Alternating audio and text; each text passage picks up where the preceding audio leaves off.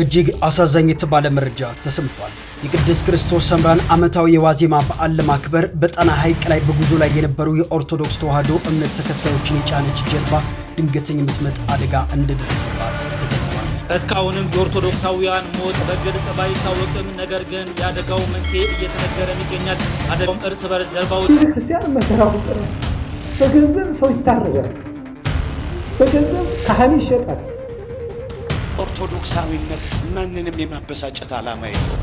ኦርቶዶክሳዊነት ማንንም የመተንኮስ ዓላማ የለውም። ለዚህ ነው ተንኩሰን የማናውቀው። ከዛ በኋላ በኦሮሞኛ ካይሐር ያለ በአማርኛ ሲተረጎም አህያ ማለት ነው። ከዛ ወዲያ ያለ መታመና ማለት ስሪ ቤቱ የኔ ልጅ በጣም ያሳዝናል።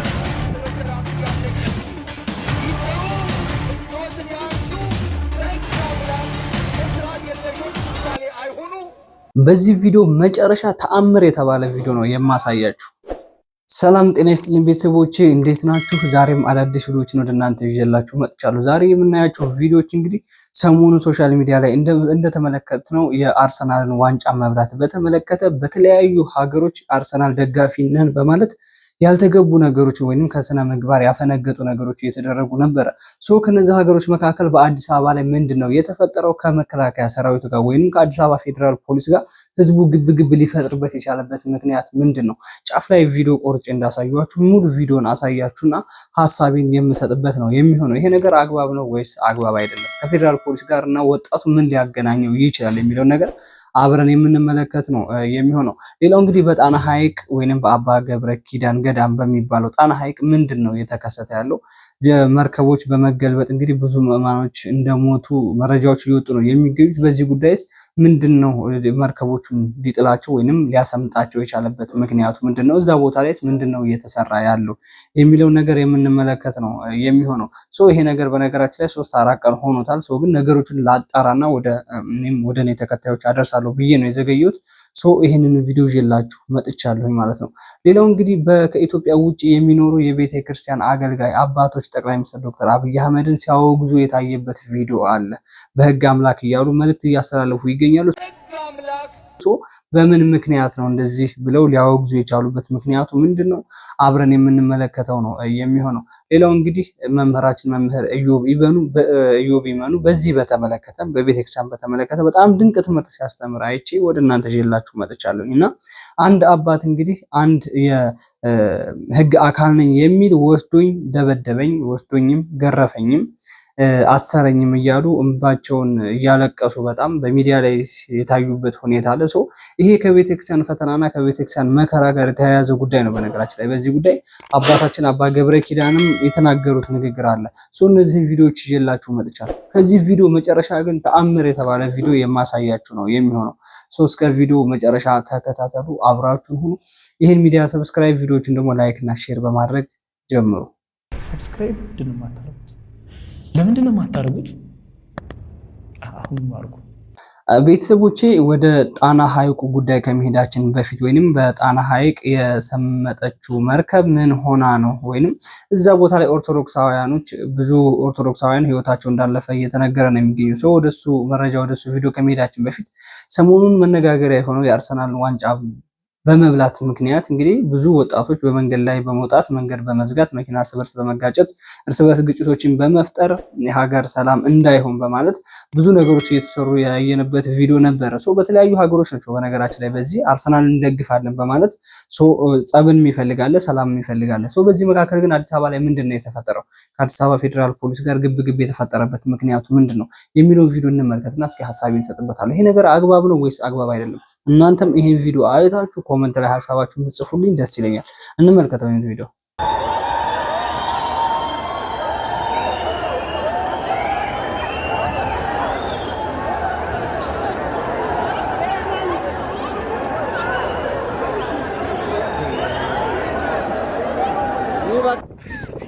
አሳዘናችሁኝ። አሁን ገና የአርሰናል ደጋፊ አሳዘናችሁ። ገና ጭዌው ሳይጀምር ዱላ ማለት ነው። ዱላ ገና እግዚአብሔር ጨዋታው ሳይጀምር ታላላችሁ ከፊት ለፊት አስቀመጥኩላችሁ ቪዲዮ አይታችሁታል። እዚህ ጋር አንድ ሞያል አለ ከዱላይን አትርፍ ይሆን ጎትቼ ድሮንም ይቅርብ ያርሰናል አይደለም ሻሸኔ ለሆነ ገና ዱላ ገና ጨዋታው ሳይጀምር ዱላ አሳዘናችሁ። ግን ይመቻችሁ፣ በቃ ይቻላችሁ ይላል።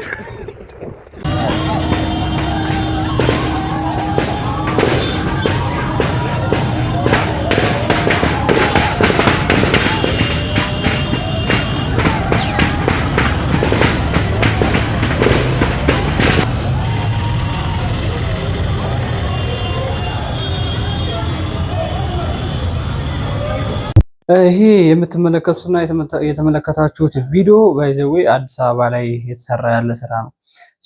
የአዲስ አበባ ሰላም አስከባሪ ኃይሎች እንግዲህ በእንደዚህ አይነት መልኩ የአርሰናል ደጋፊዎችን በአንድም በሌላ መንገድ ሲደበድቧቸው ምናምን እየታየ ያለበት ቪዲዮ አለ። እኔ አሁን በነገራችን ላይ የምፈርደው ደብዳቤዎቹ አካላት ላይ ወይንም ሰላም ያስከብራሉ ተብሎ መንግስት የሾማቸው አካላት ላይ አይደለም። እነሱ ትክክል ናቸው። አንዳንድ ጊዜ ስሜታችንን መቆጣጠር የማንችል ከሆነ ያልተገባ ነገር ውስጥ እንደምንገባ የታወቀ ነው የሚሆነው።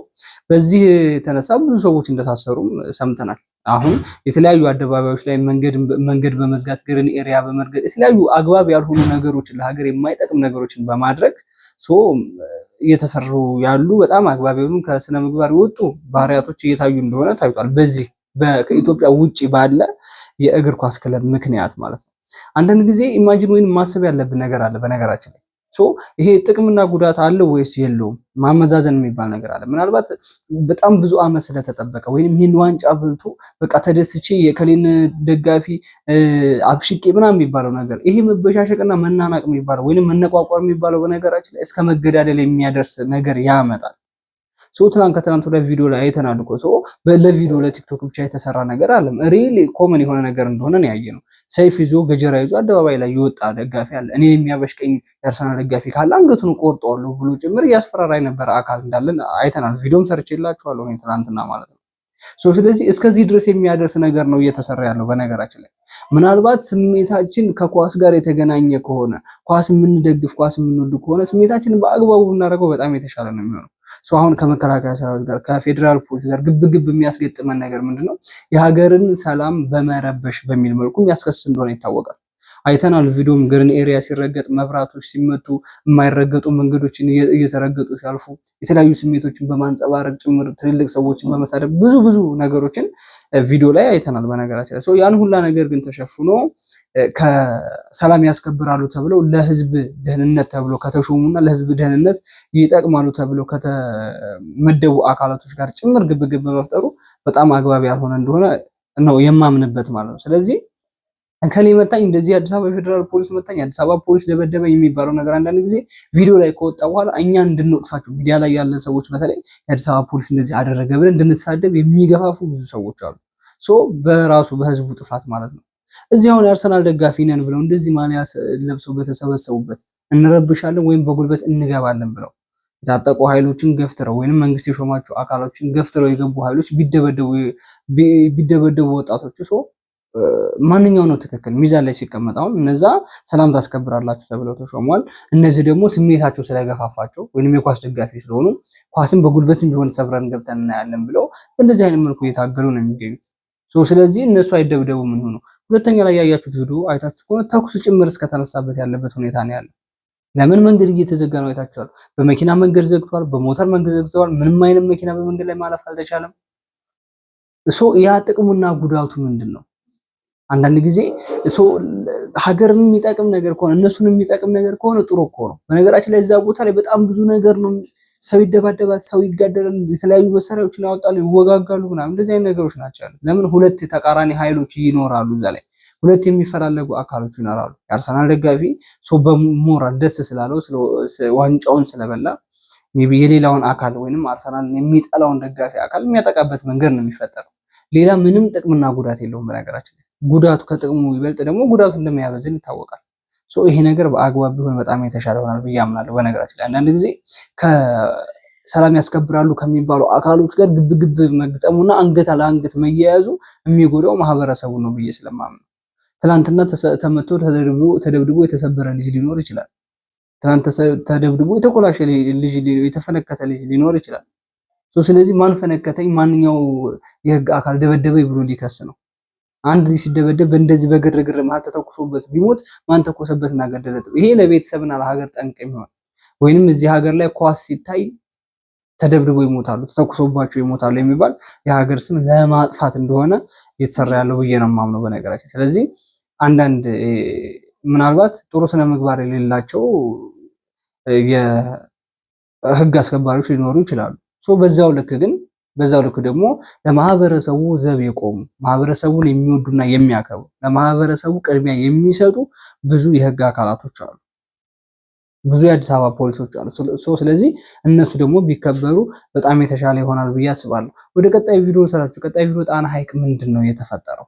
ጣና ሐይቅ ላይ እንግዲህ ጀልባዎች በመገልበጥ ብዙ በቁጥራቸው ያልታወቁ ኦርቶዶክሳውያኖች እንደሞቱ ሰሞኑን መረጃዎች እየወጡ ነው የሚገኙ። ሰው ጀልባዎቹ ተገልብጠው ነው ወይስ ሰምጠው ነው ወይስ ተጋጭተው ነው የሚለውን ነገር እስኪ ቪዲዮ እንስማውና እኔም ሐሳቤን እንሰጥበታለሁ። እጅግ አሳዛኝ የተባለ መረጃ ተሰምቷል። የቅድስት ክርስቶስ ሰምራን ዓመታዊ የዋዜማ በዓል ለማክበር በጣና ሐይቅ ላይ በጉዞ ላይ የነበሩ የኦርቶዶክስ ተዋሕዶ እምነት ተከታዮችን የጫነች ጀልባ ድንገተኛ መስመጥ አደጋ እንደደረሰባት ተገልጿል።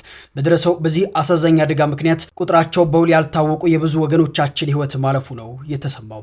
ከተለያዩ አካባቢዎች እየወጡ ያሉ መረጃዎች እንደሚያመለክቱት ከሆነም ጀልባዋ በርካታ ሰዎችን አሳፍራ በመጓዝ ላይ ሳለች ነው ይህ ድንገተኛ አደጋ ሊከሰት የቻለውም ተብሏል።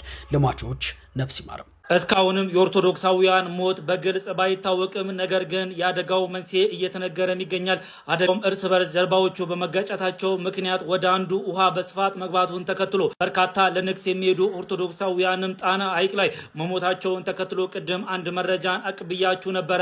እስካሁን የሟቾች ቁጥር ባይታወቅም ነገር ግን እዛ አካባቢ ያሉ ሰዎች በርካታ ሰዎችን ሕይወት ለማዳን አሁንም ርብርብ ላይ እንደሚገኙ የደረሰኝ መረጃም ያመለክታል። ያውላችሁም እንደምታውቁት የንግስ ባለ እየሄዱ የነበሩ የኦርቶዶክስ እምነት ተከታዮች ላይ በደረሰ ከፍተኛ የሚባል አደጋ በርካታ ሰዎች ህይወታቸው ማለፉን መረጋገጡን ተከትሎ መረጃውን አቅብያችሁ ነበረ።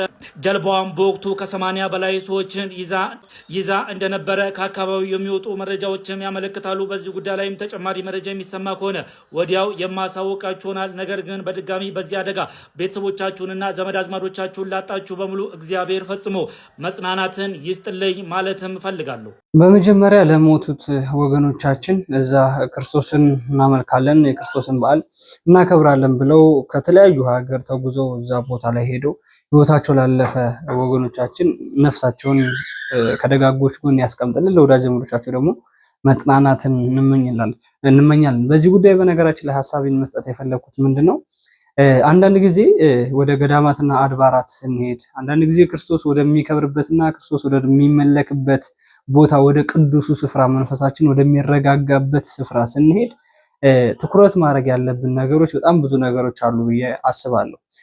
በዓመት አንድ ጊዜ የምንሄድባቸው ቦታዎች አሉ። በዓመት አንድ ጊዜ የሚከበሩ አላልኩም። በዓመት አንድ ጊዜ ሩቅ ሀገር ያለን ሰዎች በዓመት አንድ ጊዜ ግሼን የሚሄዱ ቆልቤ የሚሄድ እንደዚህ ጣና ሐይቅ የመሳሰሉ በጣም የምንጓጓባቸው እና የምንጓጓላቸው የምንሰስትላቸው ገዳማትና አድባራት እዛ ቦታ ለመሄድ በዓመት አንድ ጊዜ የምንጠብቅ ብዙ ሰዎች አብዛኞቻችን አለን ብዬ አስባለሁ፣ አምናለሁ። እዛ ቦታ ላይ ስንሄድ ግን ክርስቶስን ለማምለክ ክርስቶስን ለማክበር ነው። መንፈሳችን እንዲረጋጋ የእውነት ከክርስቶስ ጋር ለመገናኘት ነው። የእውነት እዛ ቦታ ላይ ሄደን ለመጸለይና ለማክበር ለመዘመርና ለማስቀደስ ነው ወይንም ቅዱስ ቁርባን ለመውሰድ ነው ወይ የተለያዩ የቤተክርስቲያን ሕግና ስርዓትን ተከትለን ነው ወይ የምንሄደው የሚለው ነገር ጥያቄ መጠየቅ ስለፈለኩኝ ነው። አንዳንድ ጊዜ የተለያዩ ገዳማትና አድባራት እንደነገርኳችሁ በዓመት አንድ ጊዜ የምንሄድ ሰዎች፣ በሁለት ዓመትም አንድ ጊዜ የምንሄድ ሰዎች፣ ርቀት ቦታ ያሉ የገዳማትና አድባራት ቦታ ላይ የምንሄድ ሰዎች ብዙውን ጊዜ እዛ ቦታ ላይ የምንሄደው ለመዝናናት፣ ብዙውን ጊዜ እዛ ቦታ ላይ የምንሄደው ለመደሰት፣ ብዙ ጊዜ እዛ ቦታ ላይ የምንሄደው የሆነ ገንዘብ ይዘን ለመዝናናት፣ ለመጠጣት የተለያዩ አግባብ ያልሆኑ ወይንም ከቤተክርስቲያን ሕግና ስርዓት ውጪ እዛ ቦታ ላይ ከሄድንበት ዓላማ እና ሄደን ማሳካት አለብን ብለን ካለምነው እና ከፈለግነው ፍላጎት ውጪ ያሉ ነገሮችን ነው አብዛኞቻችን የምንጠቀመው ብዬ አምናለሁ። ግሼን ደብረ ከርቤ ሄደናል፣ ሁላችንም አብዛኞቹም ሄደዋል። ሄጄም ያየሁት ነገር ስላለ ነው። ቁልቤ ገብርኤልም እንሄዳለን፣ ሄጄም በአይኔ ያየሁት ነገር ስላለ ነው። አብዛኛው ብዙ ሰው እዛ ቦታ ላይ የሚሄደው ክርስቶስን ለማክበር ሳይሆን የተለያዩ ነገሮችን ለማድረግ ነው። መጠጥ ካለ መጠጥ፣ ምናልባት እንደነገርኳችሁ ከዓመት አንድ ጊዜ ለመሄድ እዛ ቦታ ላይ ሄደን ያንን ቦታ እስኪ ደግሞ እንጎብኘው፣ ለጉብኝት ነው አብዛኛው የሚሄደው በእርግጠኝነት። በዛ በጉብኝት መካከል ብዙ ከቤተ ክርስቲያን ሕግና ስርዓት ውጪ የሆኑ ስራዎች ይሰራሉ። ዝሙት የሚፈጽም አካል አለ፣ የሚጠጣ አካል አለ። መጠጥ ወደ ዝሙት ነው የሚገፋው። ቤተ ክርስቲያን ጭምር ሳይደርስ የሚመለስ አካል እንዳለ አይቻለሁ ሜቢ። ስለዚህ የምንሄድበትን ዓላማ ሳናሳካ ለሌላ ዓላማ ስሜታችንን ለሌላ ነገር ጋብዘ ነው የምንመለስ በጣም ብዙ ሰዎች አለን። ስለዚህ እዚህ ቦታ ላይ መርከብና መርከብ ተጋጭቶ እንደሆነ ጣና ሐይቅ ላይ የብዙ ኦርቶዶክሳውያን ህይወት ያለፈው ቪዲዮዎችም መረጃዎችም እየወጡ ነው የሚገኙት። ስለዚህ እዚህ ቦታ ላይ የእውነት አብዛኞቻችን ለመጽደቅ ነው ወይ ይሄድን ያለን? እዚህ ቦታ ላይ አብዛኞቻችን የክርስቶስን ቤት ለማደስ ክርስቶስን ለማክበርና ክርስቶስን ለማንገስ ነው ወይ ይሄድ ነው? አብዛኞቻችን አሁን ለምሳሌ በዛ በመርከብ ጓጉቶ የሄደ ሰው እዛ ህይወቱ ያለፈ ሰው ይኖራል በእርግጠኝነት። የሄደው በዛ በመርከብ ብቻ ለመዝናናት በአመት አንድ ጊዜ ከሆነ ሄደው ያን አመት ሙሉ ገንዘብ አጠራቅሟል። እዛ ቦታ ላይ ሄጄ በመርከብ ወይም በጀልባ ሄዳለሁ እዝናናለሁ ብሎ ይሄንን ኦን ታርጌት አድርጎ የሄደ አካል ይኖራል በእርግጠኝነት። ስለዚህ ስሜታችን ለእንደነዚህ አይነት ነገር ባንጋብዝ የተሻለ ይሆናል። በተለይ ወደ ክርስቶስ ቤት ነው የምናመራው ብለን በተለይ ክርስቶስ የሚከበርበት ቤት ነው፣ በክርስቶስ ደም የተመሰረተች ቅድስት ቤተክርስቲያን ሄደን ለማስቀደስ ስጋው ደግሞ ለመቀበል ነው የምንሄደው ብለን ምናምን ከሆነ ስሜታችን ለሌላ ነገር መጋበዝ የለብንም። ስሜታችን ዓለማዊ ደስታ ወደሚጥል ነገር መጋበዝ የለብንም ብዬ ስለማመን ስለዚህ እዚህ መርከብ ላይ ብዙ ሰው እንደተጫነ ሰምተናል። መርከቧ የጫነችው ሰው ከአቅሟ በላይ እንደሆነ መረጃዎች ደርሶናል። ስለዚህ እዛ መርከብ ላይ ደግሞ የመርከቡ ባለቤት ወይም የመርከቡ ሹፌር ደግሞ ቢዝነስ ነው የሚሰራው። እዛ ቦታ ላይ ለንግስ ይምጡ የሚመለከተው ነገር የለም። እዛ ቦታ ላይ ክርስቶስን ለማክበር ክርስቶስን ለማምለክ ይምጡም አይምጡም እሱን የሚያገባውና የሚመለከተው ነገር የለም። እሱ ቢዝነሱን እየሰራ ነው፣ ገንዘብ እያገኘ ነው። ሰው በጣም ተጨናንቆ ተጫነም አልተጫነም የሚመለከተው ነገር የለም። እሱ አሁን ከሳሽና ፈራጅ የለበትም ማለት ነው። አሁን መረጃ ላይም ዜና ላይም እየወጡ ያሉት እዛ ቦታ ላይ ክርስቶስን ለማምለክ ነው የሄዱ። ስለዚህ እግዚአብሔር የወደደውን አደረገ በማለት ነው የተሸፋፈነ ያለው ማለት ነው። ስለዚህ አብዛኞቻችን ይህን ነገር ጥንቃቄ ብናደርግ በጣም የተሻለ ይሆናል ብዬ አስባለሁ። ከተለያዩ ገዳማት አድባራት ለምሳሌ ከግሼን ብዙ ሰዎች ከንግስ በኋላ ሲመለሱ መኪና ተጋጭቶ ሙሉ መኪና የሞተበት አመት አለ። እኔ ራሴ የማስታውስ መኪኖች ገደል ገብተው ብዙ ህዝበ ምዕማን የሞቱበት አመት አለ። እኔ ራሴ የማስታውስ ይሄ ሁላ ነገራችን ይሄ ሁላ የሰው ልጅ ህይወት እንዲያልፍ እየተደረገ ያለው ራሳችን በሰራነው ኃጢአት ነው። በነገራችን ላይ እዛ ቦታ ላይ ሄደን የማይገባ ነገር ነው የምናደርገው። እዛ ቦታ ላይ ሄደን ዓለማዊ ስራ ነው የምንሰራው። እዛ ቦታ ላይ ሄደን ስሜታችንን ለሌላ ነገር ነው ወይንም ከቅድስት ቤተክርስቲያን ህግና ስርዓት ውጪ ከሄድንበት ዓላማ ውጪ ነው ስሜታችንን እየጋበዝ ነው ያለነው። ያ ነገር ህይወታችንን ጭምር እንዲጠፋ የሚያደርግ መስመር ቀይ መስመር ላይ ረግጠን እየመጣን ስለሆነ ነው። ስለዚህ ጣና ሐይቅ ላይስ ምን አይነት ስራ እየተሰራ ነው የሚታወቅ ነገር የለም። አብዛኛው ሰው ከርቀት የሚሄደው እዛ ቦታ ላይ የእውነት ክርስቶስን ለማንገስ ነው የሚታወቅ ነገር የለም። የእውነት ዓላማችንና ኦን ታርጌት አድርገን የምንሄደው የክርስቶስን ቤት ለመስራት ወይንም የክርስቶስን ለማስደሰት ላለማሳዘን ነው። እዛ ቦታ ላይ ሄደን ክርስቶስን የምናሳዝን ከሆነ ለምንድን ነው የምንሄደው? ክርስቶስን እናመልካለን፣ እዛ ቦታ ላይ ሄደን ንግስ አንግሰን በረከት ይዘን እንመጣለን ብለን ታድሰን እንመጣለን ብለን ካሰብን ስሜታችን ለሌላ ነገር ለምን እንጋብዛለን? ምናልባት ሰዎች ነን፣ ምን የሆነ ነገሮች ሊገዙን ይችላሉ። እዛ ቦታ ላይ ሄዶ መዝናናት ሊገዛን ይችላል። ሰው ግን በአግባቡ ሄድ በጣም የተሻለ ይሆናል ብዬ ስለማምን ነው። አንድ ቪዲዮ ላሳያችሁ ወደዚህ ጉዳይ። በነገራችን ላይ አባታችን አባ ገብረ ኪዳን በዚህ የተነሳ እያለቀሱ ሲያስተምሩ የሰማሁት ትምህርት አለ። እንዳጠቃላይ በቤተክርስቲያን ፈተና ውስጥ ስለ ቤተክርስቲያን መከራ ማለት ነው እንስማቸው እስኪ። ቤተክርስቲያን መከራ ውስጥ ናት። በገንዘብ ሰው ይታረዳል፣ በገንዘብ ካህን ይሸጣል። እንዴት ነው የምናደርገው? በክርስቶስ ቤት ውስጥ እሱ ደሙን ያፈሰሰለት ሰው ይታረዳል፣ ይገደላል።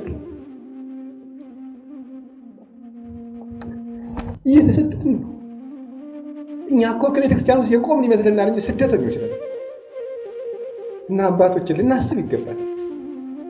ሁሉ እንደሆነ ያልፋል። የበላም እንዳልበላ ይሆናል፣ የለበሰም እንዳልለበሰ ይሆናል። ነገ ክርስቶስ ሁሉንም ደስቶ ያሰጠዋል። ቤተ ክርስቲያን ውስጥ ሰላም ያስፈልጋል። እኔም ብለው ይሄ ነው ክርስቶስ ለቤተ ክርስቲያን ይዞላት የመጣ ነገር ይቅርታ ደም ነው። ዓለም የሚቀድስ ደም ነው ይዞ የመጣው። ካህን እጆቹ ይቅርታን ያፈሳል፣ ይቅርታን ያንጠበጥባል። ቅዳሴ ላይ እጆቻችን የይቅርታ ደም ተነክረው ወጥተው እንዴት የሰው ደም እናፈሳለን? እንዴት እንደበድባለን? እንዴት እንሳደባለን? እና አሁን ተመልሰን ይሄን ማሰብ አለብን። እውነቴን ነው። እዚህ ያለነው ካህናት እንኳን ሄደን መታረቅ አለብን። ካልሆነ ግን ምዕመናን የእኛን ገፈታ ነው እየቀመሱ ያለ። ቤተክርስቲያን የእኛን ገፈታ የእኛን ዕዳ ነው እየጠጣች ያለችው። ዘመዶች ሹመቱም ያልፋል፣ ሁሉም ያልፋል፣ ፉክክሩም ያልፋል፣ በዘመድ መታጀቡም ያልፋል። የማያልፍ ቀን አለ። ክርስቶስ አክብሮና ከዚህ በላይ ምን ያርግልን? የእሱ አገልጋዮች እንኳን እኛ እኮ ያንድ እስቲ እግዚአብሔር ያሳያችሁ። አሁን እኛ በቤተ መቅደስ የቆምነው በየትኛው እውቀታችን ነው? በየትኛው ቅድስናችን ነው? እንኳንስ በክርስቶስ በሰማይ ዙፋን ፊት ለመቆም ይቅርና የአንድ ወረዳ አስተዳዳሪ ጠጅ አሳላፊ ለመሆን የሚያበቃ እውቀት አለን እንዴ? ምን እውቀት አለን? አሁን እግዚአብሔር በቸርነቱ ነው እንጂ እና ዕዳ የተሸፈነለት ሰው እጅ ነስቶ ይኖራል እንጂ ይጠግባል እንዴ? እኛ እኮ ዕዳችን ተሰርዞልን የምንኖር ሰዎች ነን። በቸርነቱ ያጠራቅማል። እና አባቶች እኔ የምነግራችሁ ምንድን ነው? ሌላው ይቅርብን፣ የአባቶቻችን ነገር እንኳን እግዚአብሔር ያሳድገን። ግን ቢያንስ ግን እንታረቅ፣ ቢያንስ በይቅርታ ነው፣ ቢያንስ ዘረኝነቱን እንተወው። እንግዲህ በኢትዮጵያ ኦርቶዶክስ ተዋሕዶ ቤተክርስቲያን መምህራኖች አባቶች አሉን ከምንላቸው ቀዳሚውና ዋነኛው አባታችን አባ ገብረ ኪዳን ናቸው። በአደባባይ ላይ እንደዚህ ብለው እያለቀሱ ሲያስተምሩ አየኋቸውና ሰውኔም ወደ እናንተ ይዤላችሁ ወጣሁ። ቤተክርስቲያን ውስጥ ደም እየፈሰሰ ነው፣ ጥያቄ የለውም። ቤተክርስቲያን እየፈረሰች ነው፣ ጥያቄ የለውም። የኦርቶዶክስ ህዝበ ምዕመናኖች በአንድም በሌላ መንገድ እየተገደሉና እየታረዱ ነው። ቤተክርስቲያን እየፈረሰች ነው፣ ጥያቄ የለውም። ከትላንት ወዲያ ወላይታ ላይ ቅድስት ቤተክርስቲያን ፈርሳለች። ጉልላቷን ጭምር አፈርሰው ጭነው የሄዱበት ሁኔታ አለ። ቪዲዮም ስላለ ያን ያህል ሐሰት ነው ውሸት ነው የሚለው ነገር የሚያጠራጥር ነገር ስላልሆነ ማለት ነው። አርሲ ላይ ኦርቶዶክሳውያኖች እየተጨፈጨፉ ነው።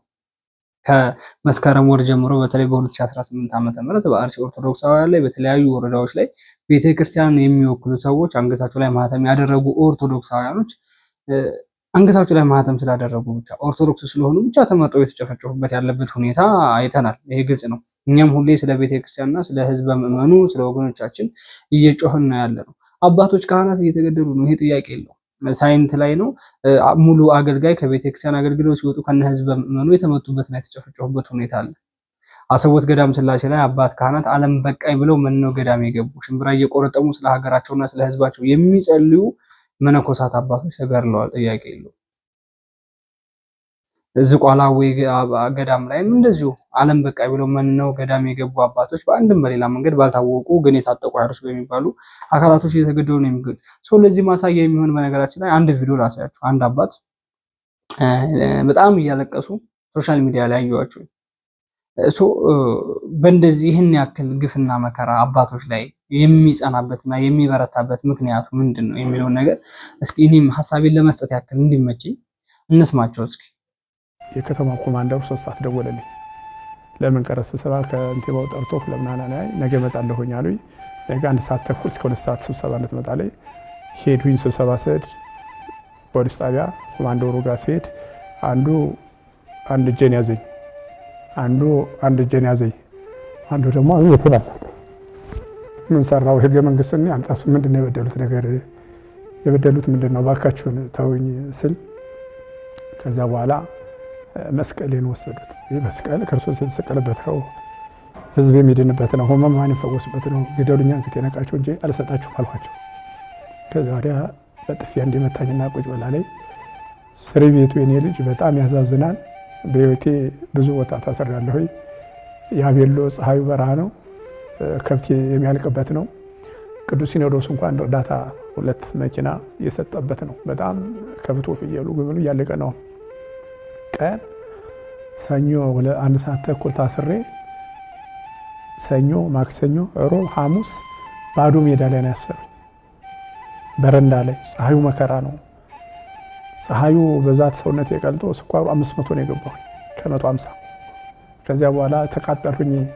እባካችሁን ስል ልጅ ካላችሁ በልጃችሁ ይደርሳል፣ ሚስት ካላችሁ በሚስት እባካችሁ ስለ ኦርቶዶክስ እምነት ብላችሁ ስለ ወላዲተ አምላክ ስለ እናቴ ብላችሁ ብዬ አብሮኝ ከዚያ በኋላ ዝም ብዬ ቆሙኝና የመነኮስበት አቡነ ሳሙኤል ገዳም እንዴት ነው የበደሉ ብዬ አለቀሱ ተናገሩኝ። ከዚያ በኋላ በኦሮሞኛ ካይሐሬ አለኝ። በአማርኛ ሲተረጎም አህያ ማለት ነው። የኛ አባት መከራና ስቃይ የሚገርመው ነገር በጣም እያለቀላቸው አይደለም።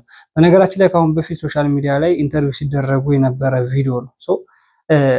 እኛ አባት የተደፈሩ አባት ናቸው። በአንድም በሌላ መንገድ ጌይ በሚባሉ አካላቶች ቤተክርስቲያን በማትፈቅደው መልኩ እንደውም ኢትዮጵያ ላይ እንደዚህ ነገር ባልተስፋፋበትና የኢትዮጵያ ሕዝብ ባወገዘው መልኩ መከራና ስቃይ የደረሰባቸው አባት ናቸው። እንግዲህ እንደምትመለከቱት እንደሰማችሁ ታሪካቸው ሲያወሩ በጣም ነው የሚያሳዝኑት። እና ይሄ እዚህ ላይ እኔ በተገነዘብኩትና ባሰብኩት መልከት ምን አለ ብሔርተኝነት የሚባለው ነገር እንዳለ ነው የገባኝ ማለት ነው።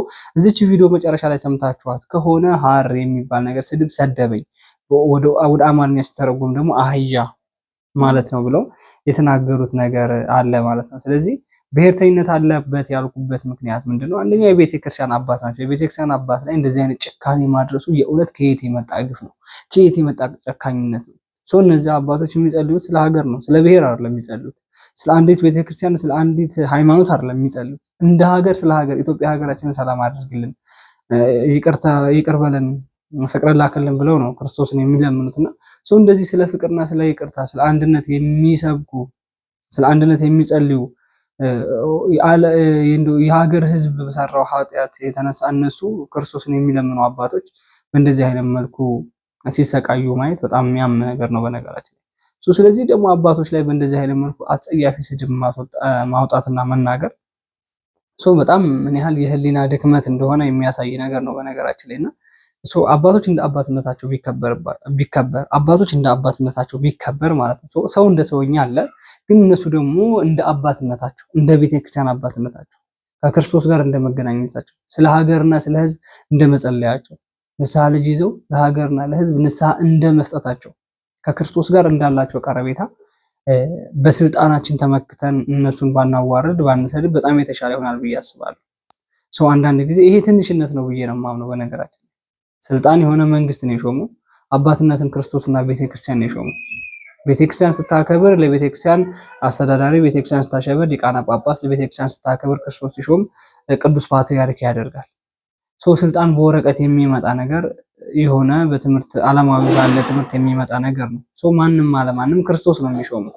እነዚህን ክርስቶስ የሾማቸውን ቤተክርስቲያን ያከበረቻቸውን አባቶች ደግሞ ህዝብ እንደ ህዝብ ቢያከብራቸው በጣም የተሻለ ይሆን ነበር ብዬ አምናለሁ። እነዚህ አባት ላይ ማስለቀስ፣ እነዚህን አባት ማንከራተት፣ እነዚህን አባት ማሰቃየት ማለት እኔ በጣም ትንሽነት ነው ብዬ ነው የማምነው። አንዳንድ ጊዜ በብሔር የምናስብ በጣም ብዙ ሰዎች አሉ። የሆነ ቦታ ላይ ተቀመጡ ግን በብሔር የሚያስቡ በጣም ብዙ ሰዎች አሉ። የሆነ ስልጣን ያላቸው በብሔራቸው ብቻ ኦሮሞ ከሆኑ ኦሮሞን ብቻ የሚጠቅሙ፣ አማራ ከሆኑ አማራን ብቻ የሚጠቅሙ፣ ትግሬ ከሆኑ ትግሬን ብቻ የሚጠቅሙ። ይሄ ነገር መከፋፈሉ የሚጠቅም ነገር አይደለም። አባታችን አባ ገብረ ኪዳን ሲናገሩ ሰምተዋቸው ከሆነ ብሔርተኝነቱን ወይም ዘረኝነቱን ወይም ጎጠኝነት የሚባለው ነገር ተውት ብለው ተናግረዋል። ለምን? የሚጠቅም ነገር ስላልሆነ ነው። ዛሬ ያለው ስልጣን ነገ ከነገ ወዲያ ይወርዳል። በነገራችን ስልጣን የማይወርድ ነገር አይደለም፣ የሚወርድ ነገር ነው። ዛሬ ያለው መንግስት ነገ ይወርዳል። ትናንት የነበረው መንግስት ወርዶ ዛሬ ሌላ መንግስት ነው ያለው። ከዚህም አልፎ ተርፎ ደግሞ ማንም መሸወድም ማጭበርበርም የማይቻለው ሞት የሚባለው ነገር ክርስቶስ የሚልከው ነገር አለ። ሞት የሚባለው ነገር ይመጣል። የዛን ጊዜ ማንን ነው ይቅርታ የምንጠይቀው? የዛን ጊዜ ከየትኛው ሰው ልንደበቅ ነው? ከየትኛው አምላክ ተደብቀን ሌላ ስራ ልንሰራ ነው?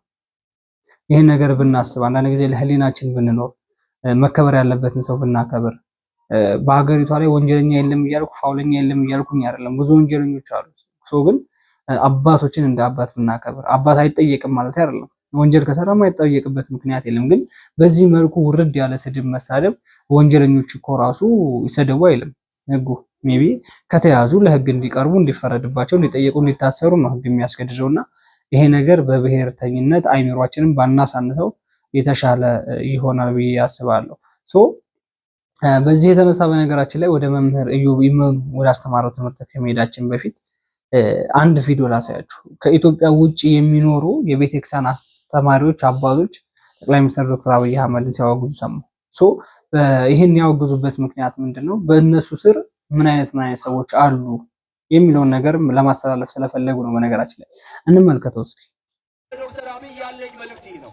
ይተው፣ እጆትን ያንሱ፣ በህግ አምላክ የስርዓት የለሾች ምሳሌ አይሆኑ፣ ህገወትን ያክብሩ፣ ፓርላማዎትንም ያክብሩ፣ ሲኖዶሳችንንም ያክብሩ።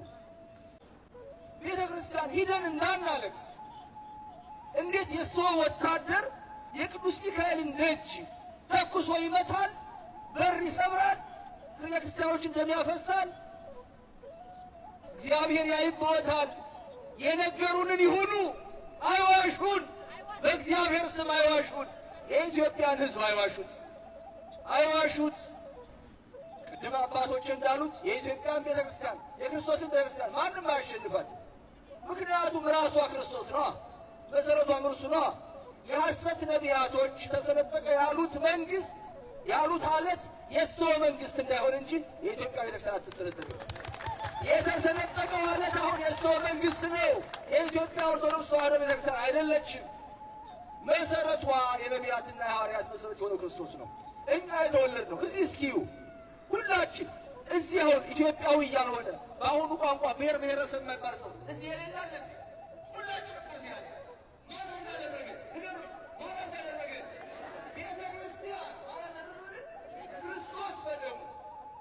ቤተ ክርስቲያን ከቋንቋ በላይ ናት። እስኪ መልሱልኝ። ቤተ ክርስቲያን ከቋንቋ በላይ ናት። ቤተ ክርስቲያን ከነገድ በላይ ናት። ቤተ ክርስቲያን ከፖለቲካ በላይ ናት። ቤተ ክርስቲያን ትናንት ነበረች፣ አሁን አለች፣ ወደፊትም ትኖራለች።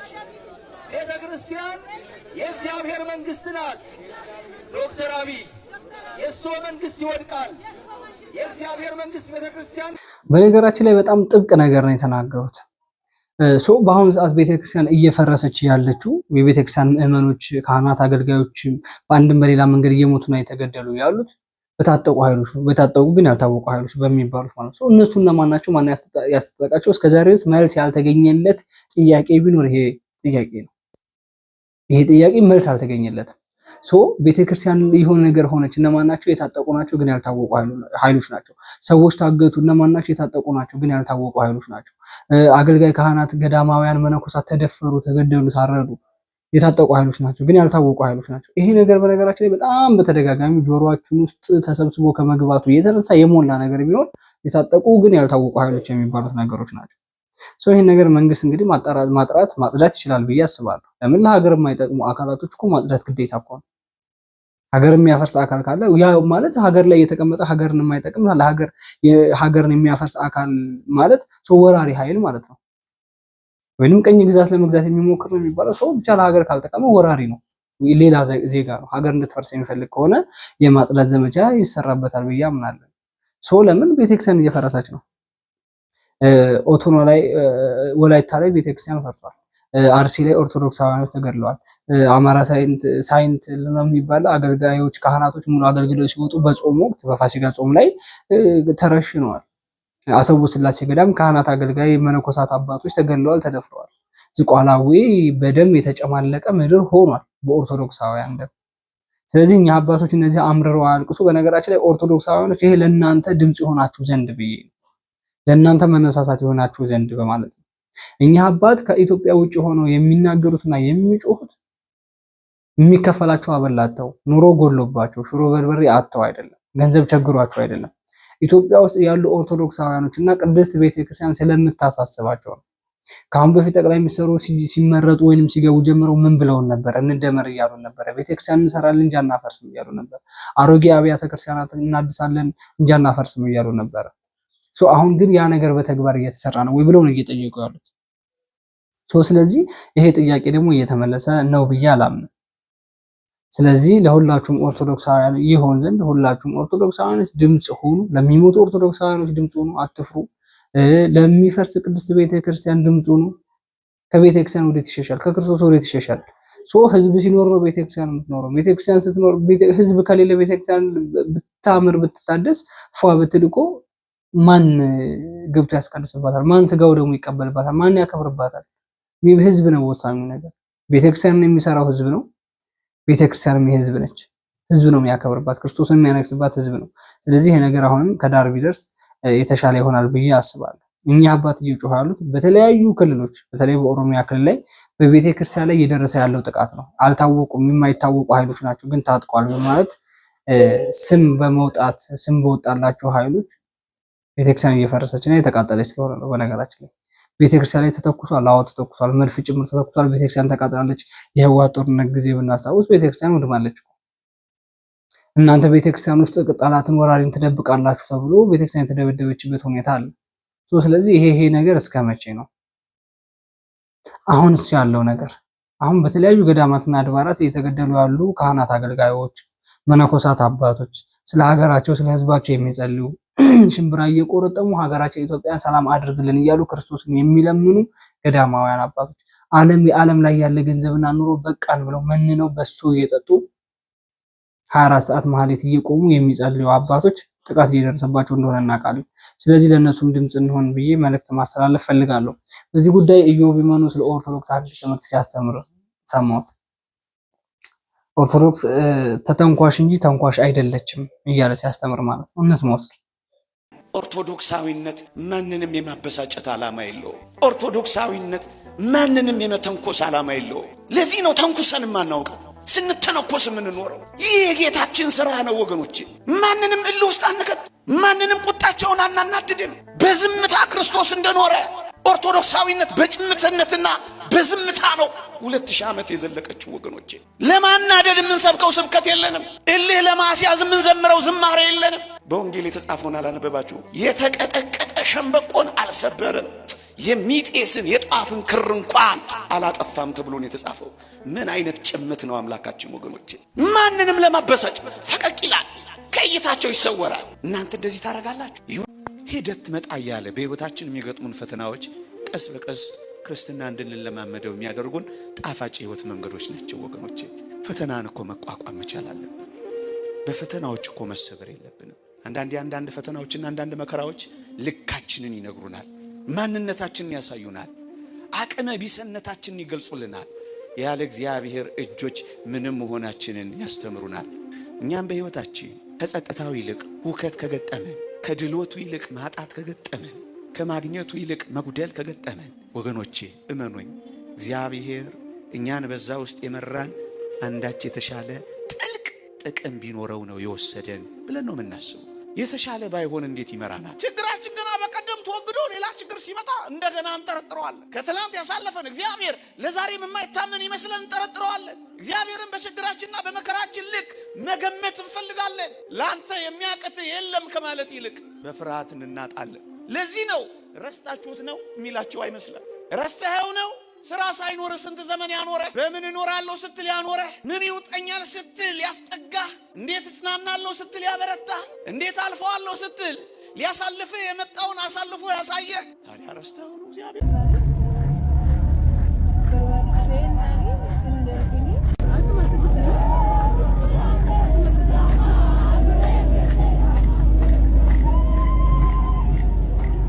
እንግዲህ ስለ መምህራችን ስለ ኢዮብ ይመኑ ምንም ነገር መናገር አልችልም። የምናገር አንደበትም የለኝም። በኢትዮጵያ ኦርቶዶክስ ተዋሕዶ ቤተክርስቲያን እንቁ ከምንላቸው መምህራኖች መካከል የመጀመሪያውና ቀዳሚው ናቸው። ሶስተኛ ላይ ያያችሁት ቪዲዮ አይታችሁት ከሆነ መንገድ ላይ እየዘመሩ የመከላከያ ሰራዊት መኪና ፊት ለፊታቸው ቆሟል። ምን እንደሆነ ይሄን ነገር ግን በግልጽ ሊገባኝ አልቻለም። እየዘመሩ ያሉት ኦርቶዶክሳውያኖች ናቸው። ሊተነኩሱ አልቻሉም። 4 ኪሎ አካባቢ ነው ይሄ ነገር የተደረገው። ሜቢ እነሱ ወደ ቤተ መንግስት እንግባ አላሉም። እየዘመሩ በአስፋልት ላይ ነው እየሄዱ ያሉት። ኦርቶዶክሳውያኖች ደግሞ ተሰብስበው በመንገድ ላይ የሚሄዱ ከሆነ መዘመር ያው ማምለክ ነው፣ ክርስቶስን ማመስገን ነው፣ ልምድ ነው። ስለዚህ እንግዲህ እዚህ ጋር የተፈጠረው ነገር እኔ ምን እንደሆነ ሊገባኝ አልቻለም። በነገራችን ላይ የምታውቁ ሰዎች ካላችሁ ኮመንት ላይ ብጽፉልኝ ደስ ይለኛል። የመጨረሻውን ተአምር የሆነብኝ ቪዲዮ ላሳያችሁ። እኔ ከመናገሬ በፊት ከሰውየው ከራሱ አንደበት እንስማው። ከአንድ ሰው ይሄን ያህል ልጅ ይፈጠራል ሆይ? እኔ በጣም ነው ተአምር የሆነብኝ በነገራችን ላይ። እስኪ እንስማው። አሁን ስንት ልጅ አለ ማለት ነው? አሁን 89 ልጅ አለኝ። 89 ልጅ በህይወት አሉ ያልኳቸው በህይወት አሉ። ምንም ቅርነት የምሬን ነው።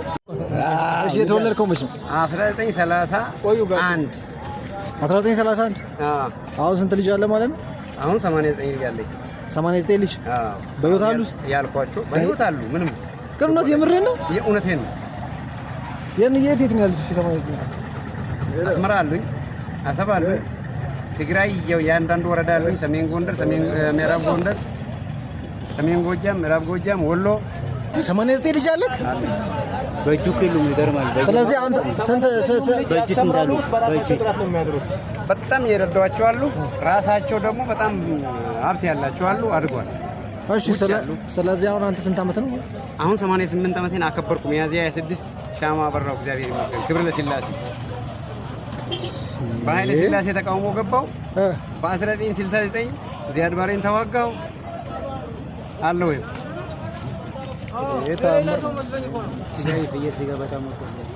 ስጋ ምን እንደምትወድ? ፍየል፣ ወተት፣ እንቁላል፣ ማር የምትበላው? አዎ። ሌላ ማትበላቸው ነገሮች? ማልበላቸው ነገር የለም፣ ግን የምወዳቸው ነው። የምጠላው ከምግብ የለም። ምን? ሩዝ ብቻ አልወድም። ሩዝ አልወድም፣ ቀይ ስር አልወድም። ከዚህ ውጪ ምንም የምጠላው የለም። አረ ጎበዝ፣ አንዳንድ ጊዜ ስናወራ ግን ጥሩ አይደለም እግዚአብሔርን እና 89 ልጅ አለኝ። 89 ልጅ እኔ በጣም ነው የገረመኝ። በነገራችን ላይ 89 ከየት አሁን እኮ የተወለደበት ዓመተ ምህረት 1931 ነው ብሏል። ከ1931 ዓመተ ምህረት ጀምሮ እስካሁን እስከ 2018 ዓመተ ምህረት ድረስ ስትመጡት ኦልሬዲ 88 ዓመት ከምናምን አካባቢ ነው የሚሆነው። ሶ እንግዲህ በ88 ዓመት አሁን ይሄ ሰውዬ 88 ዓመት የኖረም አይመስልም። ሶ የ88 ዓመት ሰውም አይመስልም። ለምን የ88 ዓመት ሰዎችን እናውቃቸዋለን። የ40 የ30 ዓመት ሰዎችንም ሁሉንም እናውቃቸዋለን። ፊዚካላቸው ምን አይነት የሚለውን ነገር ማለት ነው።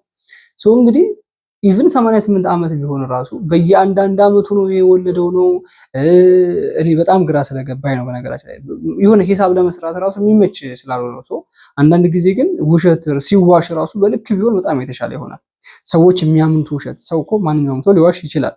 ግን ሰው ጋር ደርሶ ሰውን የሚያጠራጥር ወይም ሰው ሊያምነው የሚችል ውሸት ቢሆን ሰዎች ወደ እውነት የሚወስዱት ውሸት ቢሆን የተሻለ ይሆናል ብዬ ነው የማምነው እንጂ በ88 ዓመቱ 89 ልጅ ላውም 88 ዓመት ኖር ያለው እያለ ነው በነገራችን ላይና ህዝቡን ለማወናበድና ለማወዛገብ የምናደርገው ነገር ግን አሁን 89 ልጆች ጥራ ቢባል አይደለም 9 ጥሩ ልጆችንም መጥራት አልቻለም በእርግጠኝነት ማለት ነው። ስለዚህ አንዳንድ ጊዜ ውሸት በልክ ቢሆን በጣም የተሻለ ይሆናል ብዬ አስባለሁና ሰው ያድርግልህ። አሁን እኮ 89 ልጅ መውለዱ ሳይሆን ሰው ደስ ይላል። ማህበረሰብ ማስፋፋት፣ ልጅ መውለድ፣ የልጅ ማየት ምናምን በጣም ነው ደስ የሚለው። ሰው ግን የኛ አባቶች፣ የኛ እናቶች፣ የኛ ቅምቅም አያቶች ምናምን ራሱ 30 40 ልጅ የላቸውም። አይደለም እስከኛ ድረስ እኔ እስካለሁበት ዘመን ድረስ 30 40 ልጅ ራሱ የለም። አይደለም በአንድ ወጣት 89 ልጅ በ88 ዓመቱ 89 ልጅ ያደረሰ አካል ይሄ በዩኔስኮ ላይ መመዝገብ አለበት ብዬ አምናለሁ። በውሸትም ሊሆን ይችላል፣ በእውነትም ብቻ የሆነ ቦታ ላይ መመዝገብ አለበት ብዬ ስለማምን ነው በነገራችን ላይ እና እንደዚህ አይነት ድርቅ ያለ ውሸት፣ ነጭ ውሸት፣ በእግሩ እንደዚህ ቆሞ የሚሄድ ውሸት ባናገር በጣም የተሻለ ይሆናል። ቤተሰቦች የዛሬው ቪዲዮ ይህን ይመስላል። ቀጣይ ደግሞ በአዳዲስ መረጃ እመጣለሁ። በአዳዲስ ቪዲዮ እመለሳለሁ። ላይክ፣ ሼር፣ ሰብስክራይብ አድርጉ።